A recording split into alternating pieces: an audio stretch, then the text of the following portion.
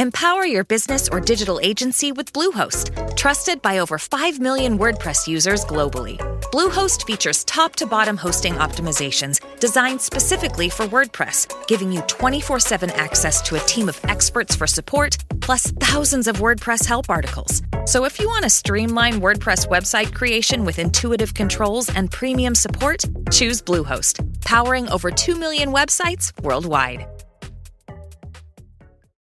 This episode is brought to you by Financial Times. When it comes to voicing or acting on our opinions, why are some people more confident than others? With the Financial Times, you form your own opinions with conviction based on unbiased and trusted reporting. FT journalists tackle global issues with an impartial and rigorous mindset, providing the facts and analysis that you need to make up your own mind. Make up your own mind with Financial Times. Visit ft.com/thejournal to read free articles and subscribe. Do you like the Daily Blast but want even more analysis of the biggest headlines from around the world? Do you want an ad-free listening experience so there's nothing between you and expert commentary every day? Consider becoming a member of the DSR Network, where you'll also gain access to exclusive content across all of the DSR Network podcasts. Listeners of the Daily Blast can get 30% off of a monthly or annual membership using code BLAST at thedsrnetwork.com/buy. That's code BLAST at thedsrnetwork.com/buy.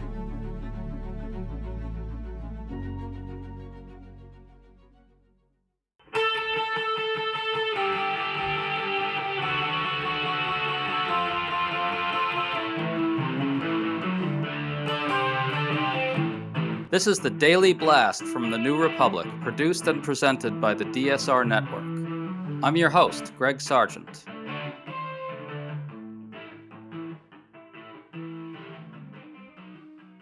In an interview on Thursday, Donald Trump seethed with anger at Jack Smith and confirmed that if he's elected president, he'll fire Smith from the role of special counsel in 2 seconds.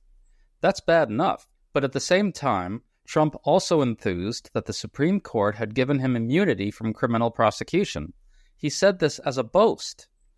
We think this neatly reveals something about Trump's intentions for a second term. He really does think that if he wins, he will be able to function as president with something like absolute impunity, totally unaccountable to any laws. Today we're talking about all this with former federal prosecutor Barbara McQuade. She's going to walk us through what would actually happen if and when a newly elected President Trump fired Jack Smith, and what he could do as a totally unshackled president. Great to have you back on, Barbara. Oh, thanks, Greg. Great to be with you. So Trump was talking to one of his favorite interviewers, Hugh Hewitt, and at different points, Trump unloaded on Smith in all kinds of ways. He ranted that Smith is a scoundrel, mean, and a very dishonest man. Trump complained about agents searching Mar-a-Lago. Trump insisted that Smith had lost all the federal cases against him or was in the process of losing them. And perhaps most important of all was this exchange. You're either going to have to pardon yourself or you're going to have to fire Jack Smith. Which one will you do? Oh, it's so easy. It's so easy. He's a crooked person. We got immunity at the Supreme Court. It's so easy. I would fire him within 2 seconds.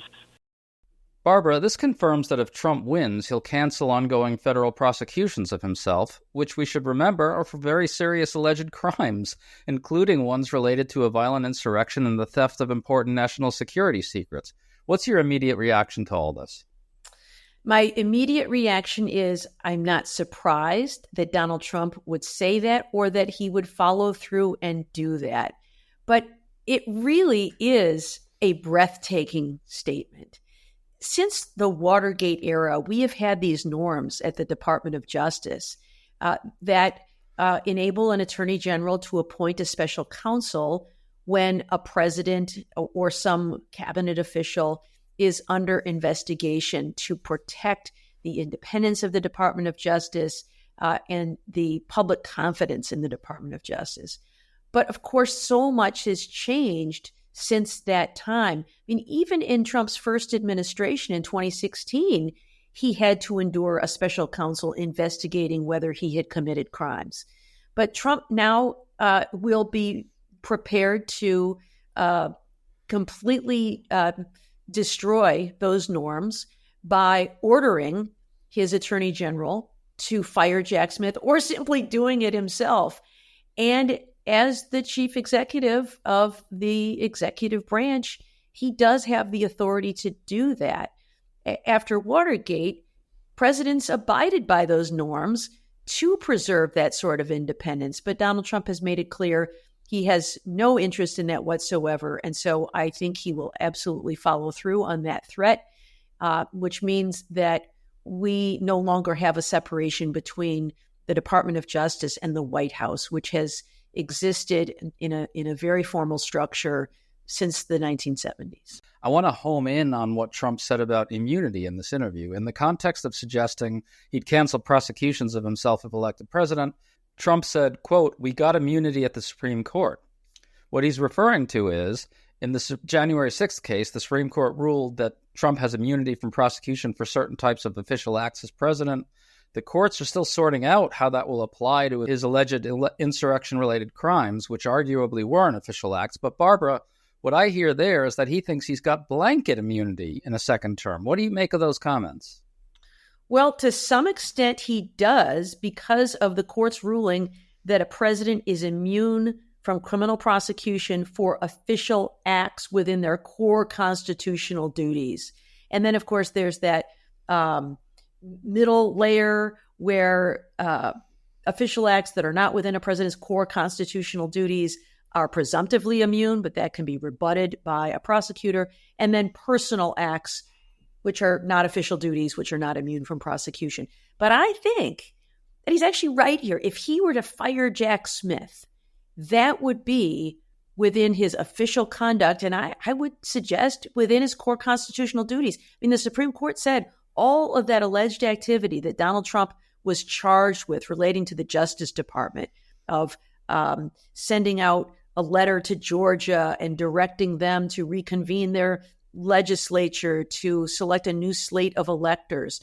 All of that scheming, the court said, was off the table in an indictment because his directives to the Department of Justice are all official conduct within that core constitutional conduct. Barbara, can you walk us through what exactly would unfold if Trump just fired Jack Smith on day one and nixed the prosecutions of himself? What would happen within the Department of Justice? What would happen to the cases against him? Would there be any recourse? All of that.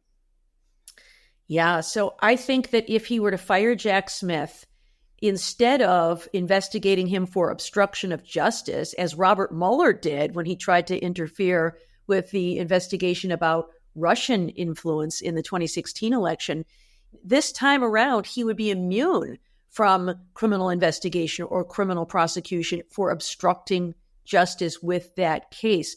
So really, the only recourse that is left for that kind of conduct is impeachment. But as we saw in the last two times around, when we have senators who are unwilling to convict a member of their own party in an impeachment proceeding, in some ways it really does allow a president to act with impunity when it comes to criminal conduct. Those are really the only two ways to hold a president accountable. And now they've both really been gutted. Yes, and we should, I think, stress again here that the Senate, if Trump wins and if Republicans win the Senate, which seems very likely, at least the Senate part, the presidential race is still a toss-up. If all that happens, it would be a much more magnified Senate as well. I think the idea that you'd have Republican senators being willing to vote to convict is absolutely fanciful. Yeah, I think that's right. I mean, the last time around we saw that they were unable to get 60 votes, which is required to convict a president in an impeachment. It seems very unlikely that's going to happen this time. And that allows a president to commit these very serious cases of misconduct. I mean, remember in the dissenting opinion in the immunity case, Justice Sotomayor, who was joined by other justices, said that a president could order SEAL Team 6 to assassinate his rivals. He could accept a bribe in exchange for a pardon, and those things would be immune. And the majority did not refute it. They say, oh, you rely on a few extreme examples. I'm not worried about that really happening. We're more worried about a president feeling inhibited from taking bold and fearless action. I want to say to the justices who wrote that, have you met Donald Trump? Because this time around, I think things could be very different because he will be without those guardrails that were there to rein him in last time, the fear of a criminal prosecution. That's gone this time. Aides who pushed back. He said he's learned his lesson about who to put in these sensitive positions, loyalists. He doesn't need to campaign for a second term in his second term. And so I think that it is going to be a very different Department of Justice that we see in a second Trump administration. And he's openly and explicitly said that he would use the Department of Justice to target his political enemies as well without cause. I like to think as a prosecutor that there are checks and balances in the system that would prevent people from being convicted and jailed, independent judges, the grand jury system, which are citizens who are designed to be a buffer between the citizen and the state, the jury system, where a person has to be found guilty beyond a reasonable doubt by a unanimous jury. I hope all of those things would be there. But even if there were people at the Justice Department who would take these illegal orders and maybe with the promise of a pardon, I would hope that the career professionals at the Justice Department would withstand those orders. But if Trump installs loyalists or people resign, they're going to be replaced with people who are willing to carry out these orders. Just being investigated for these kinds of things can be very burdensome for a person who will find themselves under a cloud of suspicion or have to go through the burdens and expenses of defending themselves in court. I think it could be a really ugly period in our nation's history if the Justice Department is abused in this way. And we've seen this happen in the past, of course. There have been all kinds of historical examples. What would happen within the Department of Justice in terms of resignations, maybe, leaks, objections, that type of stuff, if and when he were to fire Jack Smith and cancel those ongoing prosecutions of himself? Would there be an outcry? Would there be resistance? How you've worked there. What would we expect? I think so. In 2016, we saw people who stayed through the administration, who continued to work at the Justice Department after decades of being career prosecutors. And in the moment of truth, on January 3rd of 2020, when Donald Trump wanted to install as the Attorney General Jeffrey Clark, who was willing to do his bidding, and he had drafted a letter allegedly to the state of Georgia to be used as a proof of concept to try to pressure state legislatures to change the outcome of their election. We saw a number of Justice Department officials, even Trump appointees, who threatened to resign. All of the component heads at the Department of Justice, the assistant attorneys general for all the various divisions there, White House counsel, all threatened to resign, and Trump backed down because of that. Imagine in a future administration where he's not worried about criminal prosecution, he's not worried about another reelection, and he has learned to put in the key positions people who are loyalists. I think that people will follow through on their threats to resign. And what does that leave? It leaves left people who are willing to go along with these illegal orders. And so I do worry about who might be left. And if he would say, hey, I'm going to pardon you, just go ahead and do these things, file these charges, file these indictments, and don't worry, I've got you. I'm going to pardon you for any consequence you might face. And I will reward you for doing my bidding. I would hope that the people who are at the Justice Department now and who have taken their oath to uphold the Constitution would not follow through on those things. But if he hires people who are among his loyalists right now, and that's how he rewards them, then I worry about how twisted our Department of Justice could become. Empower your business or digital agency with Bluehost, trusted by over 5 million WordPress users globally. Bluehost features top-to-bottom hosting optimizations designed specifically for WordPress, giving you 24/7 access to a team of experts for support, plus thousands of WordPress help articles. So if you want to streamline WordPress website creation with intuitive controls and premium support, choose Bluehost, powering over 2 million websites worldwide. 10 years from today, Lisa Schneider will trade in her office job to become the leader of a pack of dogs. As the owner of her own dog rescue, that is. A second act made possible by the reskilling courses Lisa's taking now with AARP to help make sure her income lives as long as she does. And she can finally run with the big dogs and the small dogs who just think they're big dogs. That's why the younger you are, the more you need AARP. Learn more at aarp.org/skills. And it's good to see that Kamala Harris is now making a very strong case about that likelihood. Let's flip to the alternate scenario. Isn't Trump being a bit premature in declaring that Smith is losing or has lost all the cases against him? I mean, if Trump doesn't win the election, which is possible, then he's very likely to be convicted of crimes after that. Can you walk us through that alternative scenario? What happens if Trump loses? What does the calendar look like? How does it all unfold? Yes. So let's talk about each of them. There's the documents case. Currently, the status is that case has been dismissed, but that doesn't mean Trump has won. The district court judge dismissed the case on a procedural basis, not on the merits of the case. What she found was that the special counsel regulations are unconstitutional. Now, that really conflicts with every other court that's considered this, including the Supreme Court. So I expect that this case is on appeal. It will be decided on appeal, and it will be reversed, and the charges will be reinstated. But even if she's right, and the Supreme Court says she's right, and the special counsel regs are unconstitutional for some reason, that doesn't mean that case is over. What that means is other members of the Justice Department will bring that case, whether it's lawyers out of the Public Corruption Division in Washington or the National Security Division in Washington or the U.S. Attorney's Office in Miami. That case is going forward eventually if Donald Trump is not in office. So that one, I think the evidence is very strong that he not only withheld documents, but obstructed the investigation. So that one will resume. We would see a trial in that case probably sometime in 2025. The other case, the January 6th election interference case, the Supreme Court had its say and made this decision about immune conduct by a president for official conduct committed in his core constitutional duties.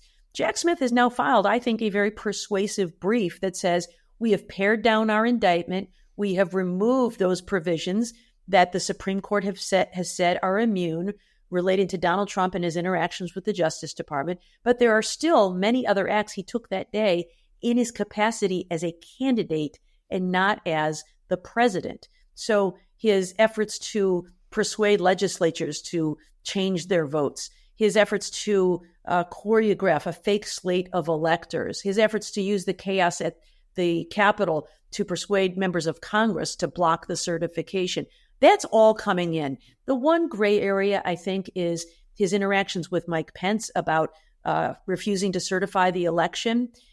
Jack Smith says that's in that third category of presumptively immune conduct that's within the official conduct, but not part of a president's core constitutional duties, because after all, he's talking to the vice president in his role as the president of the Senate, and that he believes he can rebut that presumption of immunity so that that conduct is also part of the case. Whether he's right or wrong there, all that other stuff we just talked about, the other three schemes, pressuring the legislature, the false slates of electors, and using the chaos to persuade Congress, that is all coming in. None of that is going to be immune. And that case will go to trial again, probably sometime in 2025. And that part of the case, I think, remains very strong. This brings up something that really disturbs me about all this. I don't think the media has adequately covered it. That is, the fact that he will cancel prosecutions of himself as a standalone, alarming story in its own right. Yeah. It's almost always kind of mentioned in passing and coverage of the cases more broadly. And I think the result is that voters don't really know that one thing that's on the ballot in this election is whether Trump will be allowed to place himself above the law for extremely serious crimes against the country. Can you talk about why that's important in and of itself? I mean, it's bad for the rule of law if a president can simply order the Justice Department to drop criminal prosecutions against him for serious crimes, isn't it? Yeah, and I think it's such a good point, and I do agree with you that it gets glossed over, because I think what people say is, well, of course, if Donald Trump is elected, he will dismiss the cases against himself. And then, there's a roll of the eyes and then move on. But it really is important to pause for just a minute to think about how profound that really is. That's never happened in the history of our country, where a president says, I am going to order the Justice Department to stop an indicted case against me. And these cases, for sure, the documents case, are about Donald Trump in his personal capacity. All the conduct alleged in the documents case occurred when he was out of office in 2017, when he was a private citizen. So there's no immunity for any of that. It is really simply saying to the Justice Department, I order you to stop in the case against me.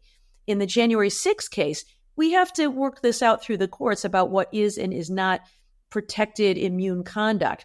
But I'm very confident that at least some of that conduct is private conduct as candidate Trump, not President Trump, that should see the light of day in a jury trial. But again, if elected, he will pull the plug on that whole case. The rule of law says that all of us are equal before the law, that no president is above the law.